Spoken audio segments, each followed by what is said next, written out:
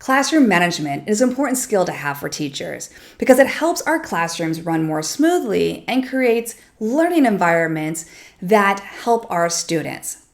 Hi, I'm Christy. I'm a teacher with 25 years experience in the classroom, and I love helping other teachers empower their students to take more ownership of their learning. So with classroom management, one thing that is important is to have procedures, routines, and rules. Now, when it comes to rules, I have found that by middle school, most students know what the typical classroom rules are.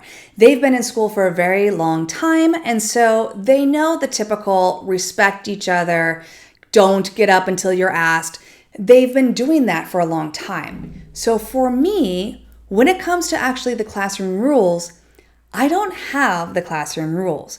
Instead, I have my students come up with expectations.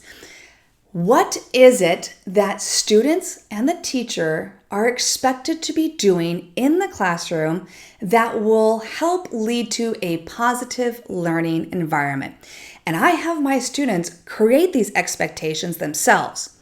So to do this, what they do is they first, as their own, individually, they come up with a list of about 10 things that students should be doing in the classroom, expectations of students, how they should behave, what should be going on, what they should be doing in the classroom that will make for a very good positive learning environment where everyone is learning and is respectful of each other. They then take those 10 and they partner up. And with their partner, they share those 10 and they narrow it down to about 5. Then with their two partners, we'll get into a group. So now we have a group of 4. They share those 5 and they narrow it down to 3. And these are the 3 things that all students should be doing in the classroom to help create a positive learning environment.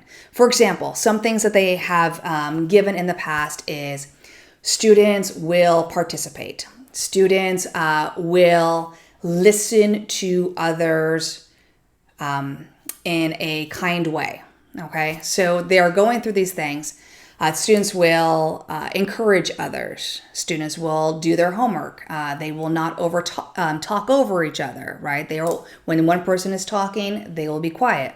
So these are some different things that they come up with.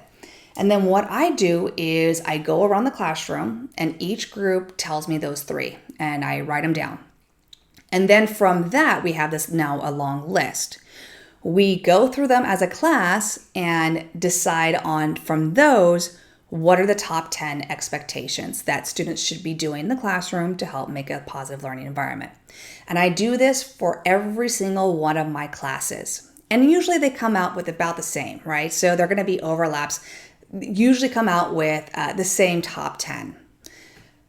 Once they have their top 10 list of what the students' expectations are, I put it on a poster paper. So I list them out, type it out, put it on poster paper, and it goes around the room and every single student has to sign their name on that, saying that these are the 10 expectations that I myself and my classmates came up with. I am agreeing to do this, and we sign it. So that's the first part, is to have the students actually come up with the expectations. So that way you can hold them accountable. It's not something you are telling them, it's something they are saying, this is what we want.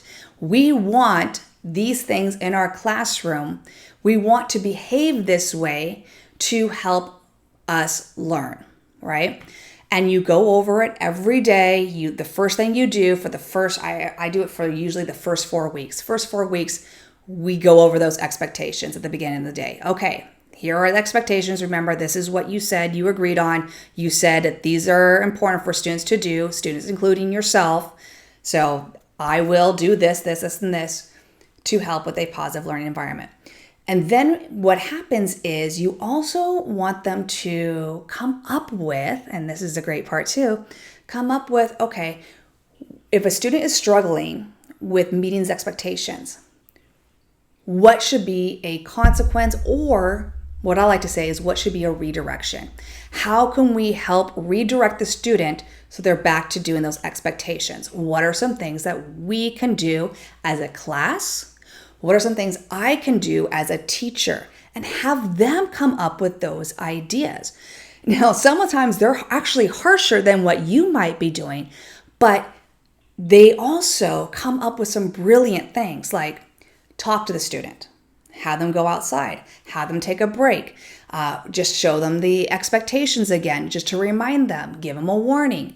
They have all these great ideas because it's not just about the student expectations, but it's also, okay, how do we enforce the expectations and what happens if things are getting out of hand, So that's what I have them do. It helps them feel like it's not the teacher and then them, that we are all in it together, that this class means something. It's a community where we're learning together. And by doing that, you're also empowering them in your classroom. And I have found that students who feel that they are empowered in the classroom, that they feel that they are taking ownership of what is going on and ownership of their learning, that they are, number one, better behaved in your class, and number two, they actually get more of their stuff done. Like I will have found that students who do not behave so great for other teachers and also don't get assignments done for other teachers will do the assignments for me, will have no problem with me. Like I have a great communication with them. And one of the things that I can contribute to, and again, one of the things is by allowing them to work with me to make the expectations and also the redirections for when those aren't being met. So when it comes to classroom management, besides having some great routines and procedures and rules, is to have the students come up with those expectations of how a student should behave and should act in your classroom.